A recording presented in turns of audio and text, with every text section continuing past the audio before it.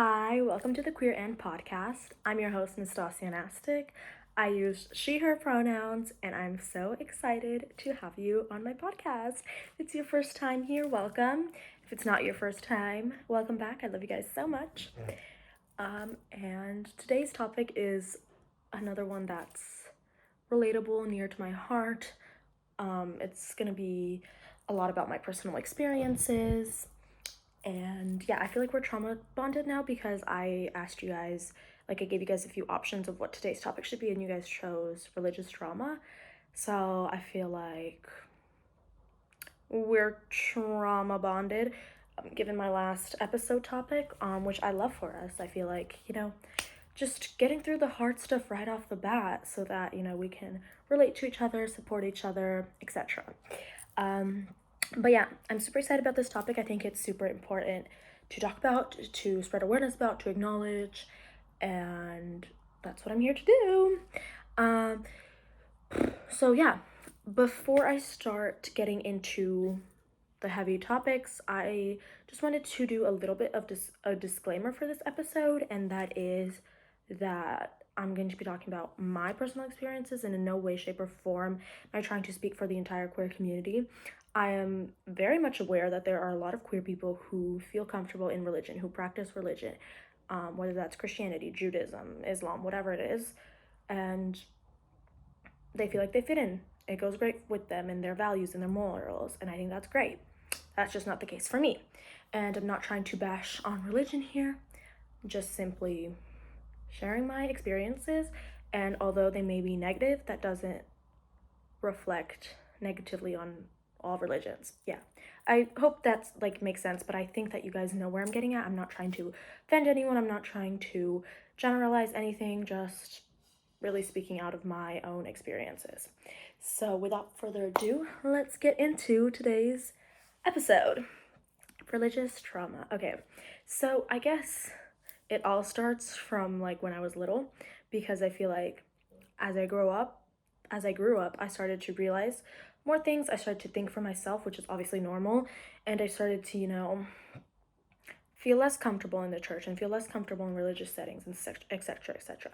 So, as a child, I grew up in a Orthodox Christian household. Orthodox Christianity is under the Christian umbrella. It's a bit different in certain beliefs.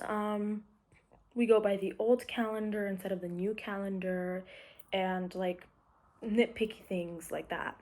I'm not really a specialist on Orthodox Christianity, so I don't want to really talk about that, but I do want to talk about just like my experience with religion. Okay, so I grew up in an Orthodox Christian household because I am Serbian, and that's just the religion that's practiced in Serbia mostly. And my entire family is Serbian, so I was just brought up that way. And I would go to church every Sunday, and I would also go to Sunday school. So you could say that from a very, very young age, I was already active in the church, and I was already learning about all of these things in the church, whether I believed in that or not, whether I wasn't old enough to really grasp anything, to really form an opinion on anything. But I do remember, and this is kind of funny, but now like I think now it leaves a bit more of like an impact on me. It's like a little bit more important to me at least. But what I remember when I was little is my brother was, I don't know how you would call those people, but those people who like when you get like the body and blood of Christ, like the wine and the bread, like there's the little helpers that would like stand by the side of the priest. I don't really know if I'm describing this well, but that's like how I remember it. My brother was one of them, and I really wanted to be one of them because, as I said, I was just super into the church, and I, liked being there. I kind of viewed it as my second home. I was always like around there. I made friends there, I mean, like anywhere that you spend a decent amount of time, you make friends, you have acquaintances and etc. And I remember that I really wanted to do it, but then my parents were like, "Oh, you can't do it because you're a girl," because obviously in religions, certain religions, that's like not allowed. And I was so upset. I remember I cried and I was like, but I want to do it, but I want to help, and obviously I couldn't. And now, to me at least, that means something a little bit more than it did back then. Back then I was kind of just annoyed that I couldn't help out, and I wanted to because it was something that I was passionate about. But now, obviously, at least for me, it just has to do a little bit more about like feminism and women's rights. And I feel like it's not fair that we don't get to do that if we want to. And I feel like it's not fair that we don't get to be priests, that we don't get to participate in church in ways like being in the leadership positions in church. I don't feel comfortable with that. But it's my own view on things. That's just my view on things. But yeah, I remember that was like my first, I don't want to say negative experience, but like first time I kind of like questioned a little bit of like why things work the way that they do in church and in Orthodox Christianity. So yeah, that was kind of a funny moment now, I think, because it was like kind of just threw a tantrum about it. But yeah, going back to Sunday school and church in general, I never really paid much attention to any of the teachings and any of like the liturgies. I think that's what you call it. I only know the word in Serbian, so I really have no idea. But like when the priest is talking and like reading the Bible and stuff like that, like, yeah, I'd never really paid much attention to that because I was little. I didn't have the attention span. Didn't care. That sounds kind of harsh, but like I didn't have the attention span. I didn't really care. I was kind of just there because my parents were there, and then you get to like have fun later and like go to Sunday school. So I never really paid much attention, so I can't really talk about whether it's toxic or not. I mean, like later in life, yes, but we haven't gotten to that. Like I'm trying to stick to like the time frame. So like at this time, I wasn't really paying attention to what was being taught to me, what was in the Bible. I just didn't have the attention span. Like I wasn't listening to what the priest was saying. That sounds bad, but like I was a child. Okay. So yeah. And in Sunday school, it was a bit different because I learned and worked a little bit more up closely on like with the Sunday school teacher, and it was a lot more like it was meant for kids, so it was catered to children and to children's attention spans. There would be a lot of like drawings and a lot of like paintings and talking and stuff like that, instead of just like, hey, I'm gonna recite this for like an hour and a half and you listen.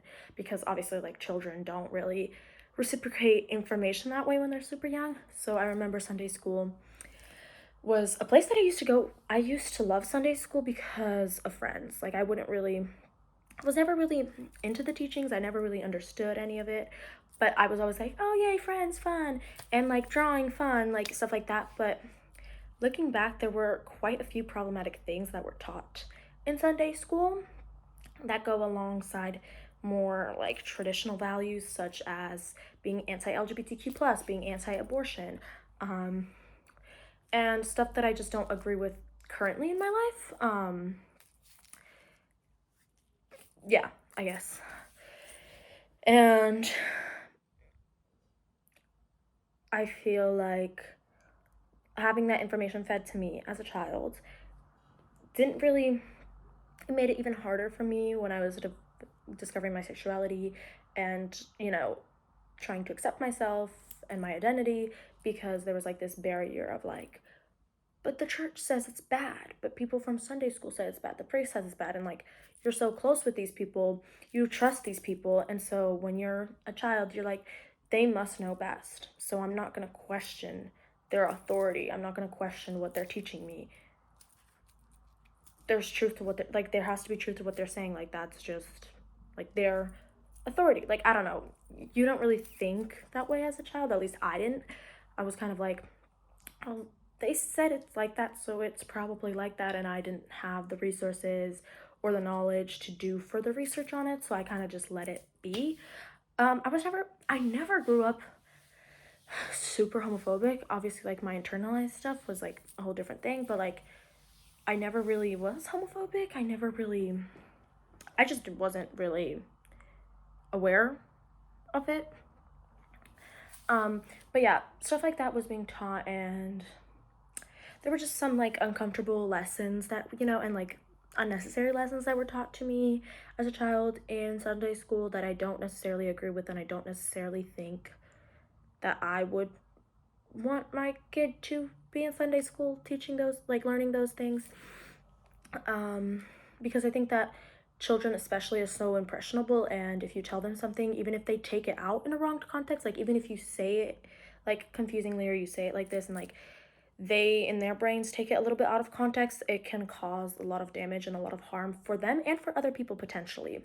So that's why, I'm not a fan. But a little bit when I was a child was kind of less of like any religious trauma. It was more of just like, some here and there stuff. But now I guess is when I become, I think it was like preteen, teen, 12, 11, 12. Yeah, when I joined the church choir in Serbia, the Orthodox Christian church choir, where I would sing church songs.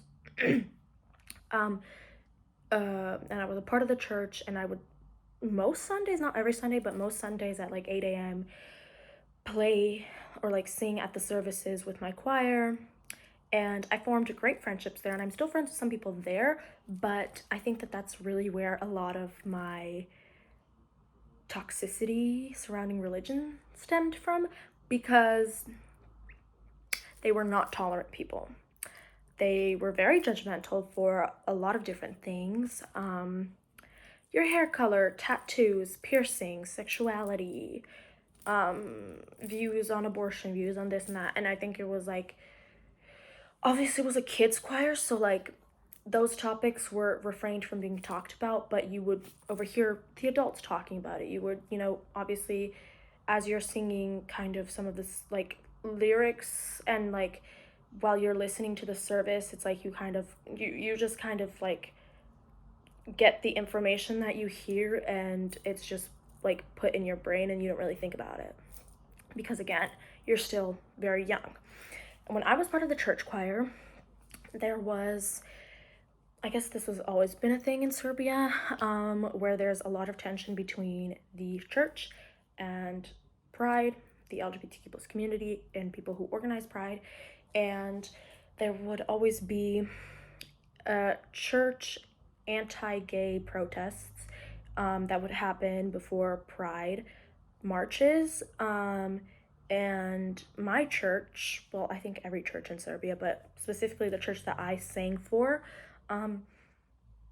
participated in this. And I wasn't really aware until I think was my last year that I was in that choir, when they asked if I wanted, like they asked in a group chat that they had made for all of us if anybody wanted to participate in this anti-gay parade and like protest or whatever in front of the church with like signs saying like typical things that like Christians bring to Pride, like I didn't understand what was going on.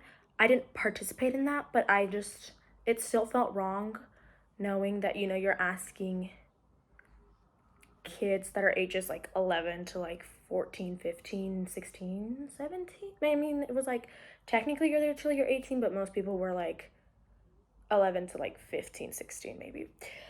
And well, I guess you're not directly asking them, you're asking their parents, but it's also like their parents are making this decision for them that they may not be comfortable with, and that it's actually doing active harm to minorities, to the community, and to people that you should care about as a Christian, regardless of whatever you believe in. Like, there's no need for my belief to interfere with somebody's human rights, to interfere with somebody's life. So I guess I kind of just started getting like, I mean, the first thing is how I distanced myself from that church choir was I moved back to the States. And obviously because that church choir was in Serbia, I couldn't sing from the US because that wasn't feasible. So I kind of would go back every now and then for the summer and sing like a few times. But then I guess when I just started growing up and like realizing more things about myself and about the church, I stopped singing for them completely. And I was still in the group chat for a while where like I would send, like I innocently once sent like a message saying like Happy Pride everyone to the group chat, to where I got a bunch of people sending me prayers like in a condescending way, in a way of like, you need help, you're sick, you're a sinner, blah, blah, blah, blah. And I still sometimes will just get random messages from random people from that group chat that'll still send me like prayers or whatever, which is like beyond me because what the fuck. Um, and yeah, when that was being sent, I was probably, oh, I don't know exactly how old I was, maybe 15, 16. I think it was 15. Still relatively young. And I, I don't know. It just really affected me, and it really gave me the wrong vibe. Like, I just immediately knew that I didn't want to be a part of this choir anymore. I didn't want to be a part of this church anymore, to then later be like, I don't even want to be a part of this religion, period. Um, because one of the replies that I got when I said that message was, you're in the wrong group chat. We celebrate God here. Like, that you can't celebrate or believe in God and be gay at the same time or support pride at the same time. Like, it's one or the other. And so at that time, that's what I thought. That's what I believed. I was like, oh, okay, so I guess it's one or the other. Because still, I guess like at 15, I think I was probably maybe even 14. Fuck it. Like, I don't know how old but I was pretty young. And at that age, I still wasn't as educated as I am today. So I was kind of like, oh shit, it is one or the other. So I chose to support the gay community because I had friends who were part of the community, and I kind of just was like, okay, so I guess like I can't be part of the church. Then I guess that's not allowed. That's not acceptable, etc. Um, so I kind of just started distancing myself from religion in general. But I would still obviously go to church here and there for like bigger holidays, a few Sundays. Like if my parents would go, then I would go, and like stuff like that. It wasn't really like, I didn't think much of it, but I just kind of had this like, these thoughts now and then that would be like, oh, like that just doesn't sit with me. That doesn't sit right with me. Um, so yeah, I'm like literally on a tangent here. I'm like, I don't even know what I'm saying. But when that all went down, I kind of just, I guess I was also in a period where I was coming to terms with myself and my sexuality and my identity and everything like that. And obviously, as I mentioned in my previous episode, I used to pray to God all the time to fix me because I felt like something was wrong with me. And a lot of that internalized homophobia and a lot of that, I truly do believe that was tied back to religious trauma, because had those things not been said to me, had those things not been taught to me at that young age from church and from the religion and like in general people part of the church, I wouldn't have thought that there was something wrong with me. I wouldn't have thought that I was a mistake. But because all of that was like ingrained in me, I believed it. I was like, people aren't like, people aren't, I'm not supposed to be like this. Sorry, that was like my foot. I don't know why. I just got a cramp. But anyways, ignore that. Um, like I just kind of was like, oh yeah, this is like, people aren't like this. People can't be like this. Like I can't be gay and Christian. That's not possible. Um, and for my own sanity, when I was coming out and when I was doing all of this, like for a long time, I completely separated myself from religion. Like completely. I still believed in God and I still believed in like some higher power, but I was like detached from all religion because I don't think that I would have, I don't want to say like ever come to terms with it, but I think that I probably still wouldn't have come to terms with it if I kept that religion aspect of it, because I would have just like been like, I guess I just would have been like, oh, don't give in to the temptations, this and that, like, you know, like typical like, I guess stuff that's told to you by like Christianity. But when I separated myself from religion, I guess that was really the time when I got to grow and like learn who I am and, you know, accept myself somewhat. And as time went by, I tried to reconnect that relationship that I had with religion, and it never came back to me, and not even now, because I think that there's just too much trauma surrounding it, because I truly felt horrible when I was having thoughts about being gay, and when I was part of the church still. I felt like an abomination. I felt like I don't belong there. I shouldn't be here. I shouldn't be alive. I shouldn't be da da da da.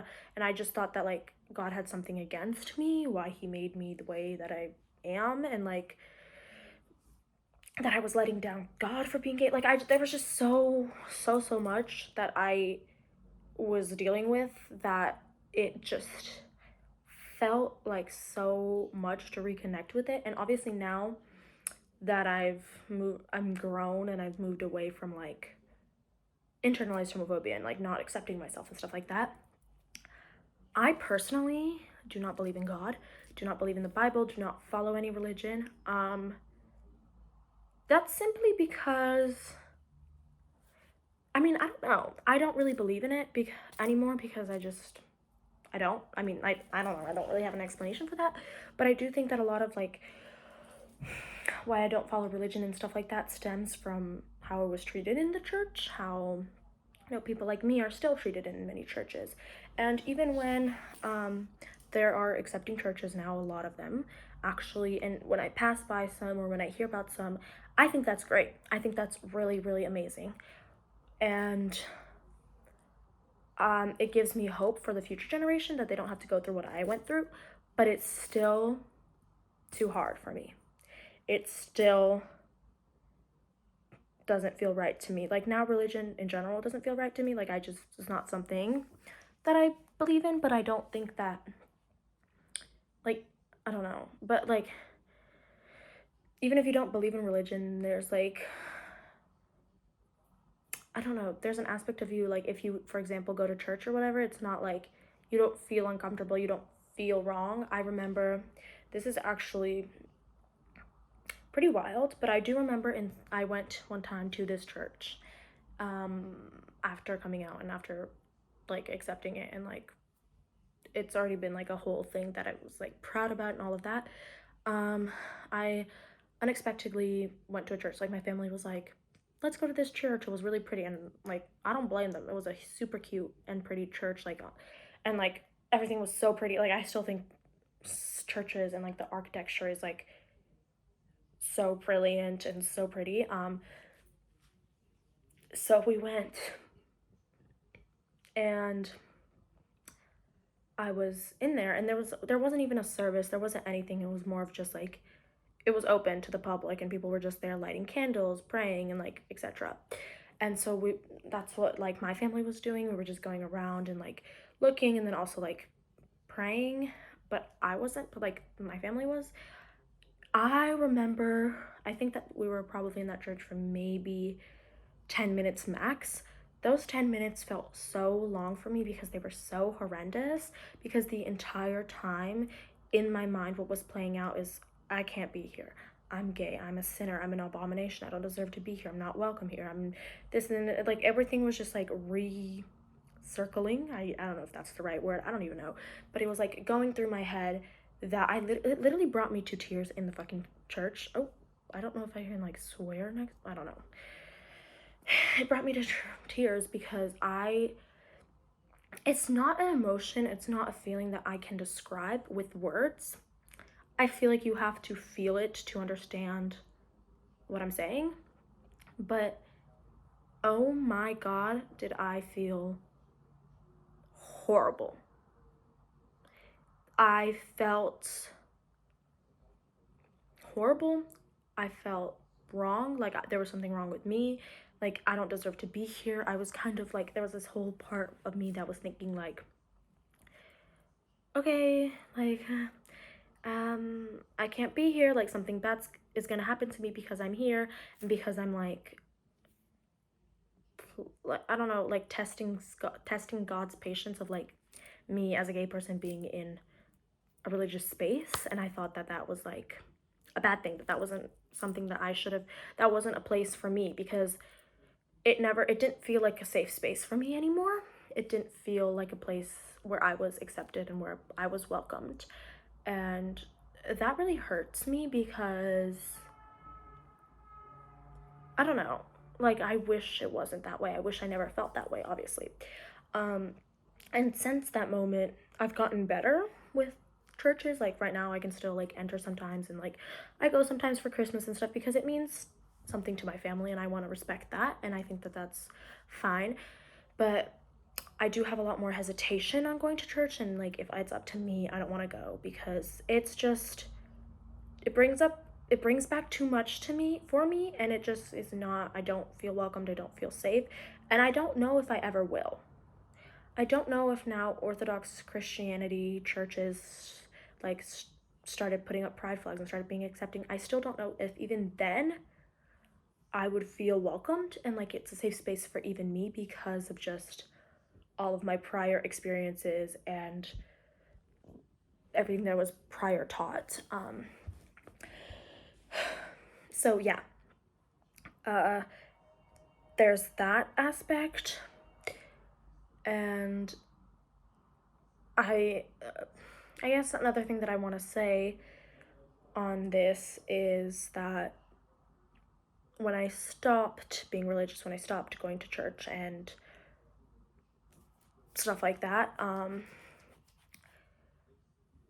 I still had negative experiences with the church as a member of the queer community, even if I was isolated from it, because especially in Serbia during Pride, they are constantly attacking us. They are constantly saying mean, evil, not truthful things about us and my community and the people that I love. And it still affects me today because honestly, now in Serbia, there's an anti-gay protest that's scheduled by a bunch of religious people, um, and it just pains me to see that like there's so much hate that's fueled and there's so much hate that's brought to the community. It does real harm and inflicts real trauma onto people, and I don't know, I just still haven't come to peace with that, and I don't know if I ever will, and I think that's okay. Religion's not for everybody. Um, but yeah. And I've seen, especially Orthodox Christianity, I feel like we are the most behind in terms of like acceptance and in terms of tolerance. Because we're very traditional, because we're very old school, like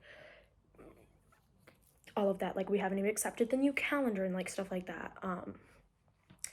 Or like new Bible translations versus whatever. So, I mean, I think it's unique in that way, but I also think that like even in regular Christianity, Catholicism, even in like all these other religions, there's still a lot more acceptance and tolerance that needs to be done.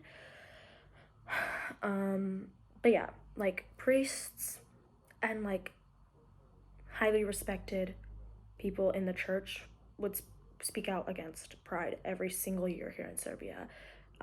They not only speak against pride, they speak against the community in general. They speak against our rights to anything. They don't think that we should have the right to exist because we are sinners. We are going against God. I don't think that's very Christian, and I know that there are a lot of grave Christians out there that have separated themselves from those types of beliefs and, you know, lead with love and acceptance and love thy neighbor, don't judge others, la la la. And that's amazing. That is amazing and so helpful. But it doesn't take back from all the harm that the church has already done.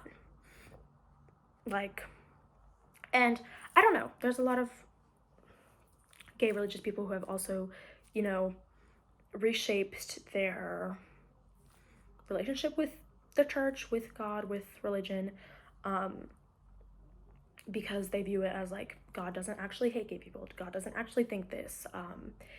It's like Bible isn't up to interpretation, and it's like it doesn't actually say that, it doesn't actually think that. And I think like my God accepts everyone and my God loves everyone, and I think that's great, but I just haven't gotten to that point. I don't think I'm ever going to get to the point because it's just not something that I follow, not something that I believe in, and not something that I have some yearning to be a part of.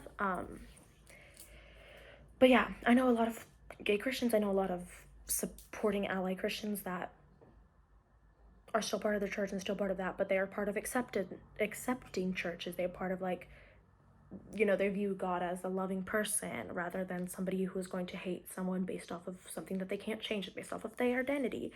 And that's really cool, but that ain't me, and I don't think that's ever gonna be me. Yeah. I don't know what else to say on this topic. Honestly, this episode is a bit shorter than I thought it would be because I feel like a lot of my experiences are, I don't want to say like repetitive, but a lot of them are just like,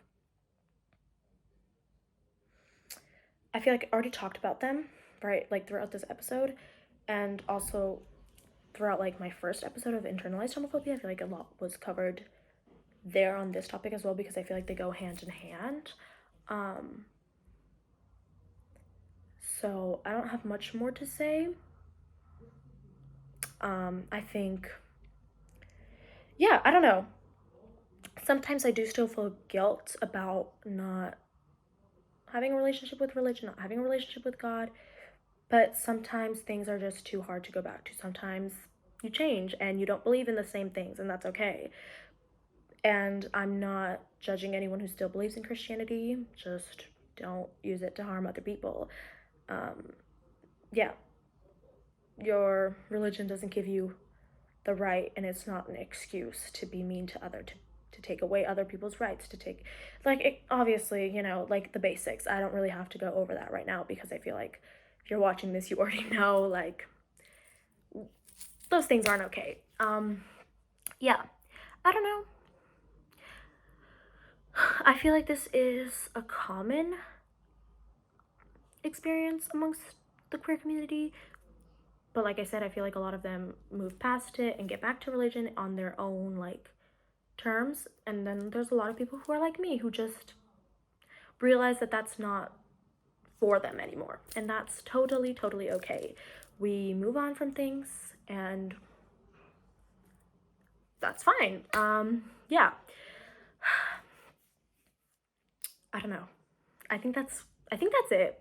Honestly, it's a bit of a shorter podcast episode, but I think that I talked about some valuable experiences and some valuable things here, and I think that if I had an overall message for this episode, that it would be spread love, be kind, don't judge other people. Always think for yourself. Just because somebody says something, even if it's an authority figure, someone that's older than you, doesn't mean that it's necessarily true and the right thing, and always stick to your morals. Yeah, I don't know. And I'm glad that change is happening, and I'm glad that I'm seeing a change in religious spaces. I wish that would have happened sooner. I wish there wasn't so much hate in religious spaces still now, especially in countries where like homosexuality is illegal or banned because of religious aspects. Yeah, I don't know. We should all just be kinder to each other, have more empathy, more understanding, put ourselves in other people's shoes.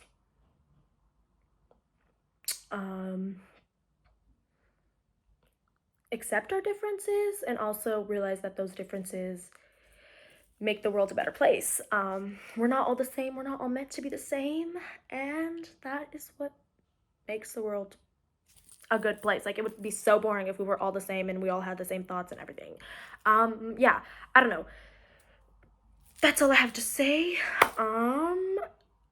Let me know how you liked this episode. Let me know if you have any similar experiences. Let me know what you want me to talk about, etc., etc., etc. Sorry that this is a little bit of a shorter episode, but honestly, I don't really have like a time frame for any of my podcasts. I kind of just talk and talk, film and talk, and then when I feel like I've come to a stopping point, I stop, and I don't want to repeat myself or push myself to get to a certain times goal. And I also don't want to stop myself at a certain time goal. I'm sure there'll be longer podcast episodes when I really get into it. But yeah, that's it. Thank you for sticking to the end. And I'll see you next Friday.